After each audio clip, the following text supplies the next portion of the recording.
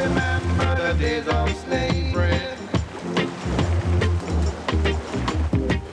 Do you remember the days of slavery?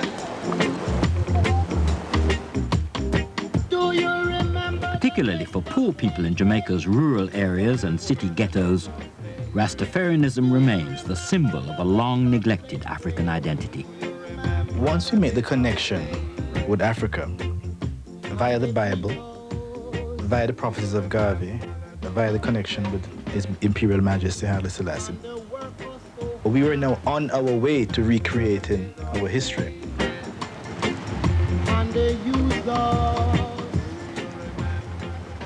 The more you oppress a people, it's the more you strengthen them. We have seen it in every point in history. And the 400 years of our oppression has only strengthened our resolve to liberate ourselves. We try to do it in our music, in our religion, in our dance. I have created a school. My school is 3 years old now. It's called the Sankore School. Even the name of the school, we're at the University of Sankore in Timbuktu in West Africa. They rejected anything associated with Europe. African slaves had been given European names when they arrived. Rastas like Semaj changed them. The name Michael Anthony James refers to someone who is Caucasian, white, Anglo-Saxon, Christian, and all of these things. And I'm none of those things. So it must have been an error. So then we got Leahcim Semaj by turning Michael James around. Okay, well here we have Isis Naila Semaj, named after the Egyptian goddess of arts and science, the symbol of woman par excellence in African culture. Here we have Kwame, named after African leader. And here we have Kwame Nkrumah, that's right.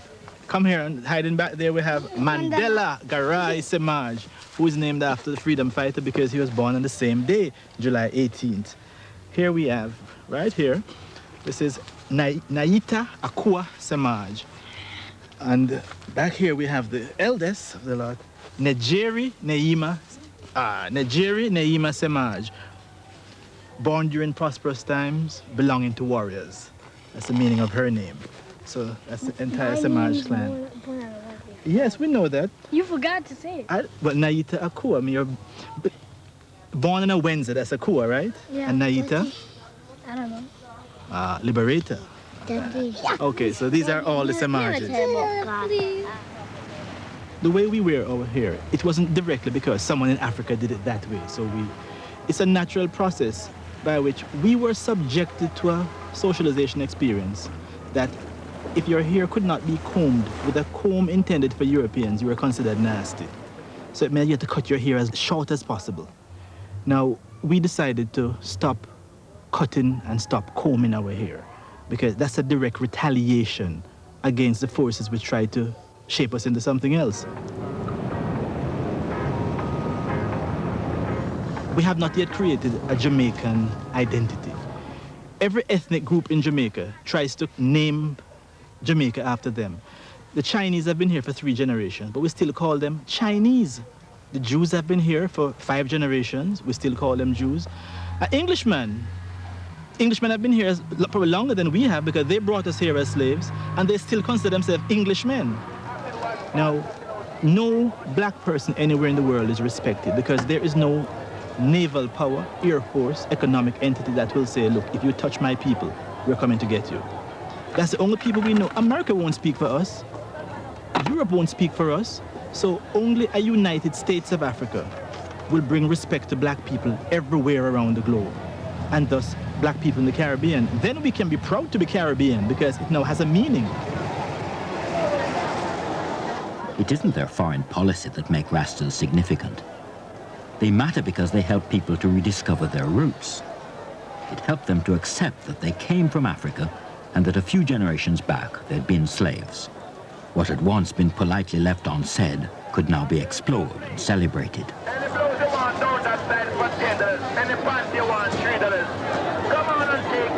That rediscovery of our roots, and I say ours because they're mine too, was profoundly important. Africa became a new source of creativity and identity. For some people, rediscovering Africa meant trying to recreate a world that they'd never known. But for most people, it meant discovering a spark inside themselves.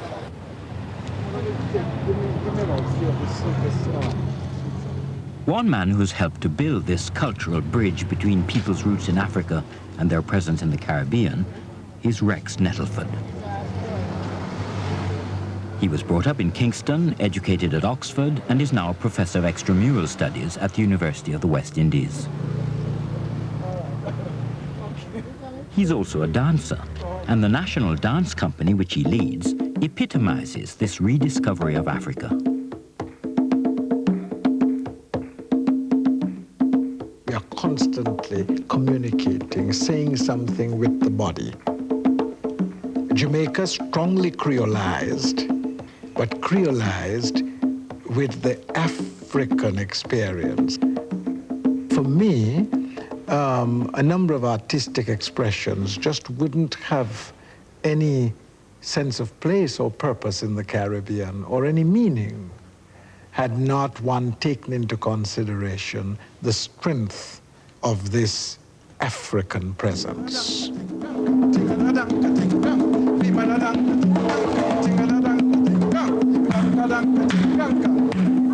And 1, 2, 3, 4. Where Europeans try to defy gravity, Rex Nettleford teaches his dancers always to feel connected with the ground. I can't count it, I just know what to do. 1, 2, 3, 4, 5, 6, 7, 8.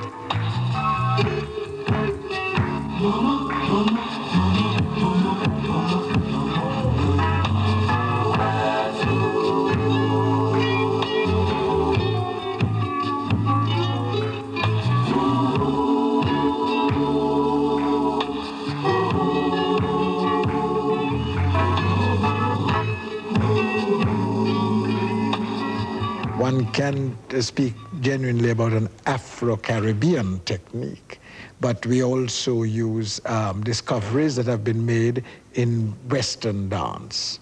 But if we are at the bar, which is usually associated with European classical ballet, we don't move to the piano or the violin, we move to the drum. There is something in the drum.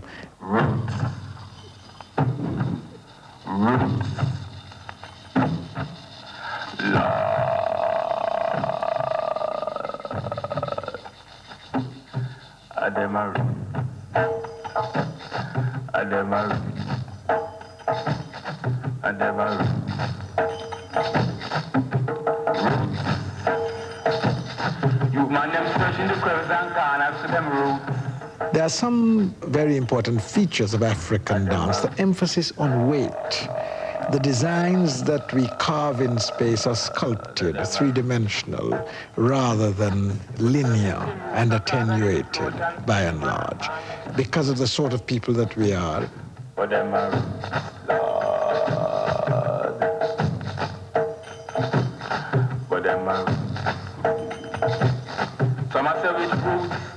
Essentially, their impulse is Africa, and it's there in our bones. Rhythm. Rhythm becomes the melody. It's not the undertow. It takes the top line, as it were, and that's African.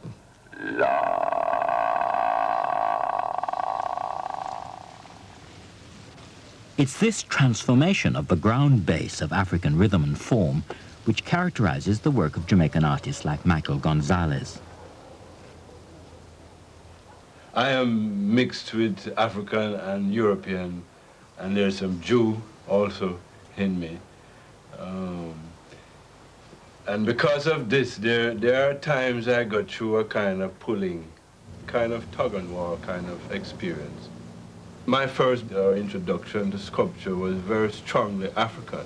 My teacher was a white man from Canada, and he really used to reveal a lot about the mysticism of African sculpture. People would call me Rasta, or say, you know, he has Rasta leanings or something like that.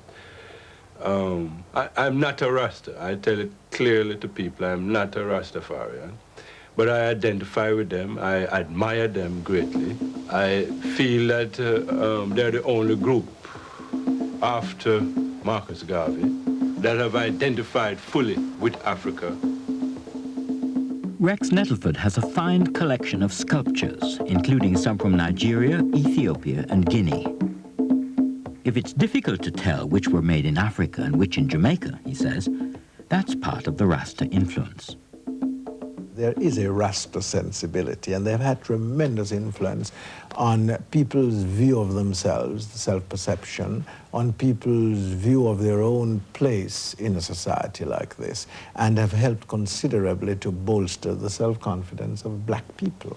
I mean, the mythic dimensions which they bring to the reconnection is part and parcel of the reality. And in fact, the Rastafarians are, in that sense, true-blooded Jamaicans. I mean, they could only have come to where they've come because of the persistence of retentions and continuities out of black Africa. And in fact, they reflect very much the values and worldviews, perceptions of life shared by the people at the base of the society, the people from below.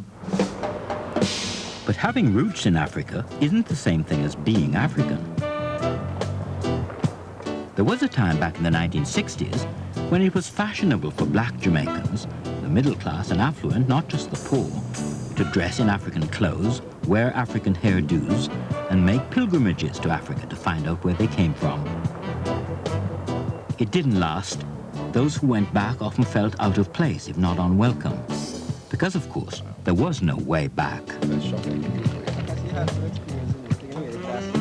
There are Caribbean people now, modern, confident, and belonging here. But what Rastafarianism and black consciousness did was to take them through a barrier in their own minds.